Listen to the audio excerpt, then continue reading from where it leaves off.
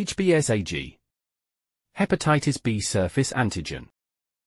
Welcome to this lecture on HBsAg, the Hepatitis B Surface Antigen.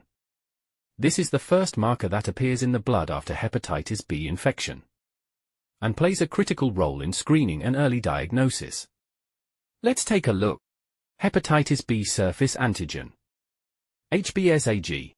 HBsAg is the first serologic marker to appear in blood when a person is infected with hepatitis B virus. HBsAg can be detected in the blood from 1 to 9 weeks after exposure to hepatitis B virus.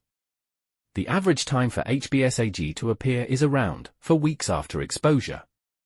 Therefore, it is used as a primary screening test for hepatitis B infection if a person is suspected to have it. What does this test indicate? It indicates an active hepatitis B infection in the body, which can be acute or chronic. If it is positive for less than 6 months and then becomes negative, then the hepatitis B was acute. But it remains positive for more than 6 months, then the hepatitis B has become chronic. Important note: HBsAg can become negative in 2 cases: when the body has recovered and expelled the virus, or when the body is going through window phase of hepatitis B infection. What is it used for by doctors? This test is used for following purposes. Indicator of infection. HBsAg is a marker for ongoing hepatitis B infection. Infectivity. A positive HBsAg result indicates a person is infectious and can spread the virus through bodily fluids. Used for screening.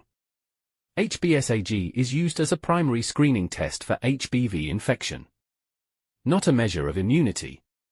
HBsAg does not indicate immunity. It indicates an active disease in the body. Recovery. If it becomes negative later in a hepatitis B patient, it indicates recovery from hepatitis B, except if the virus is not going through window phase. To summarize, HBsAg is the earliest detectable marker of hepatitis B infection, and it's the key in identifying both acute and chronic stages. In upcoming videos, we'll explore the other markers of hepatitis B. Thanks for watching, and don't forget to like and subscribe for more detailed medical lectures.